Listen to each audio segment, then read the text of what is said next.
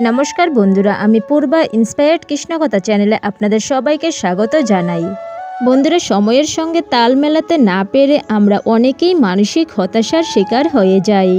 আর সেই হতাশার কারণ যখন হয় আমাদের কাছের মানুষ, তখন আমাদের দুঃখ কষ্টের আর কোনো কুল কিনারা থাকে না। তবে আপনি যদি ভগবান শ্রীকৃষ্ণের প্রকৃত ভক্ত হন, তবে আপনার সঙ্গেও ঠিক এমনই অলৌকিক ঘটনা ঘটতে পারে, যা ঘটেছিল সুনীল নামক এক যুবকের সাথে। এটি একটি সত্য ঘটনা, আর সেই কাহিনীটি আমি আপনাদের সামনে তুলে ধরতে চলেছি।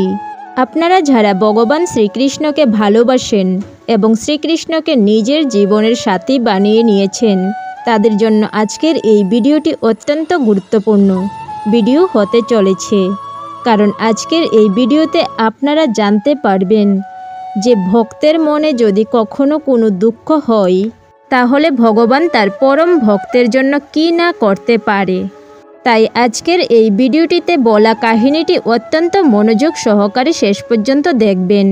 এবং আপনারা যারা এই চ্যানেলে নতুন, তারা অবশ্যই আমাদের চ্যানেলটিকে সাবস্ক্রাইব করুন।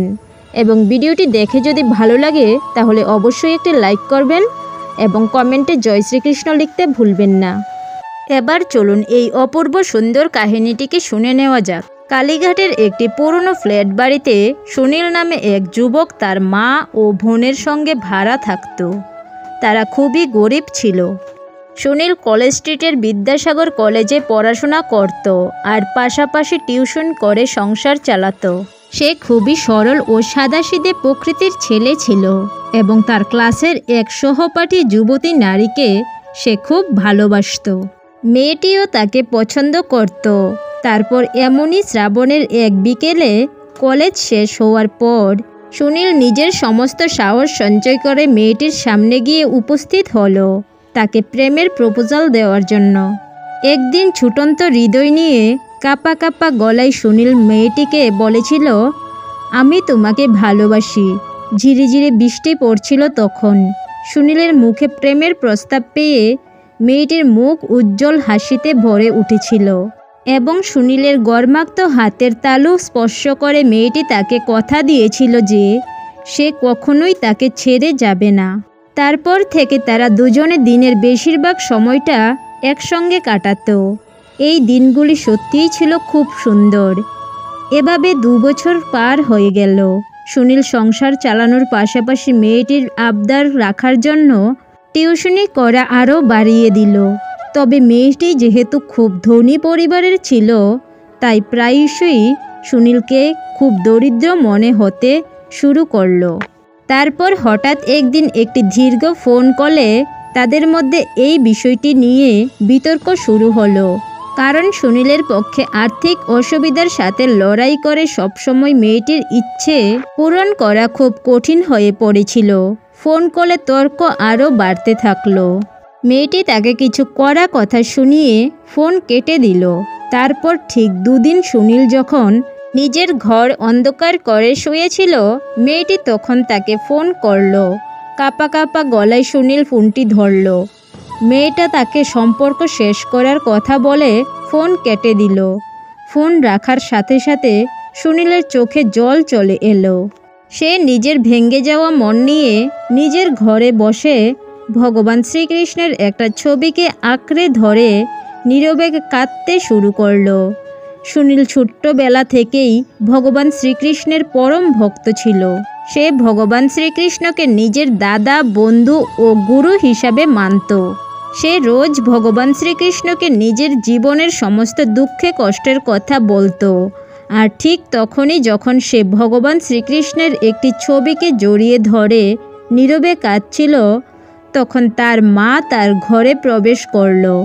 সে তার চোখের জল মুছিয়ে দিল এবং মাতৃস্নেহ মিশ্রিত উষ্ণ আলিঙ্গনে তাকে জড়িয়ে ধরল। তারপর সুনীলের মন খারাপ সম্পূর্ণ ঠিক হয়ে গেল। কিন্তু সুনীল প্রেমে ব্যথা পাওয়ার কথা তার মাকে কখনো জানায়নি। তাই সে ভাবল তার বোন হয়তো তার মাকে সব কথা খুলে বলে দিয়েছে, আর সেই কথা শুনে মা তাকে সান্ত্বনা দিতে এসেছে।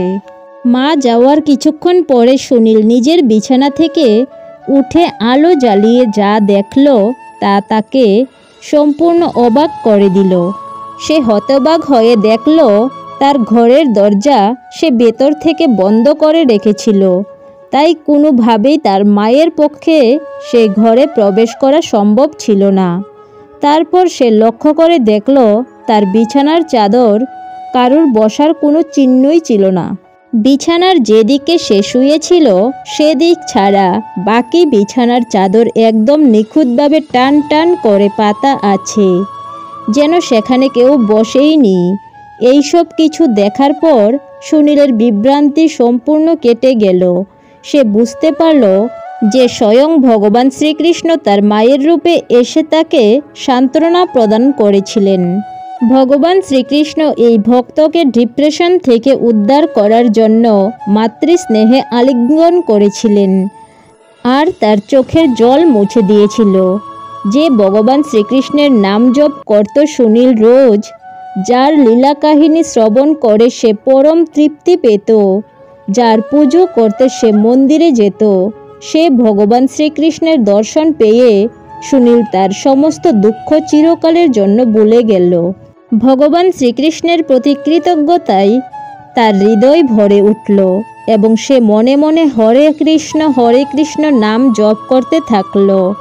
তারপর থেকে জীবনে কখনো ক্ষণিকের জন্য আশাহত হলে সুনীল সেই রাতের কথা মনে করত, যখন স্বয়ং ভগবান শ্রীকৃষ্ণ তাকে ডিপ্রেশন থেকে মুক্ত করতে এসেছিলেন, যা তাকে মনে করিয়ে দিয়েছিল যে সে কখনো একা ছিল না, ভগবান শ্রীকৃষ্ণ সর্বদা তার পাশে আছে।